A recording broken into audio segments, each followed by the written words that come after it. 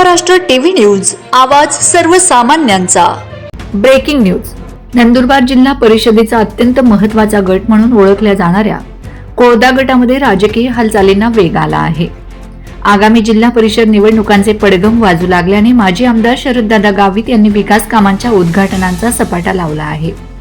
याच अनुषंगाने 10 जानेवारी 2026 रोजी कोळदा गटातील धनराट येथे नूतन ग्रामपंचायत कार्यालय इमारतीचा लोकार्पण सोहळा मोठ्या उत्साहात संपन्न झाला।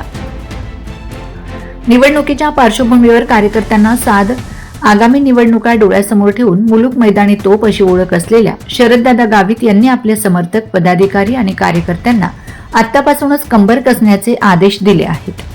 नवापूर तालुक्यातील सर्व 10 जिल्हा परिषद गटांवर निर्विवाद वर्चस्व प्रस्थापित करण्यासाठी गावितांनी आक्रमक पवित्रा घेतल्याने विरोधकांच्या गोट्यात खळबळ उडाली आहे। उद्घाटन सोहळ्याला मान्यवरांची मांदियाळी धनराट येथील या कार्यक्रमाला विविध क्षेत्रातील मान्यवर आणि लोकप्रतिनिधी उपस्थित होते।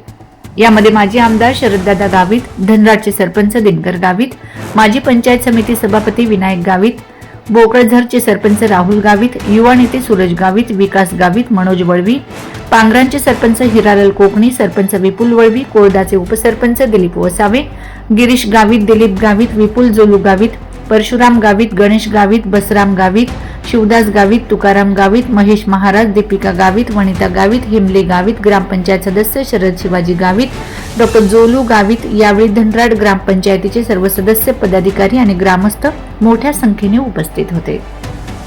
वंदे महाराष्ट्र टीव्ही मीडिया मुख्य संपादक छगन कोळेकर, साखरी।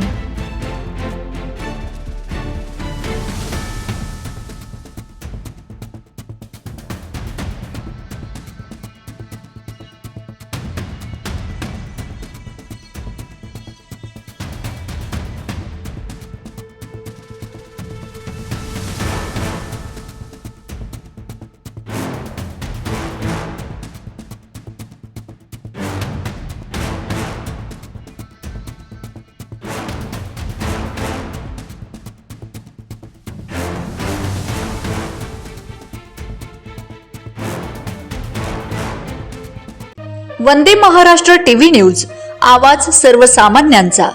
अशाच नवनवीन बातम्या पाहण्यासाठी आमच्या चॅनलला सबस्क्राइब करा, बेल आयकॉनला क्लिक करा।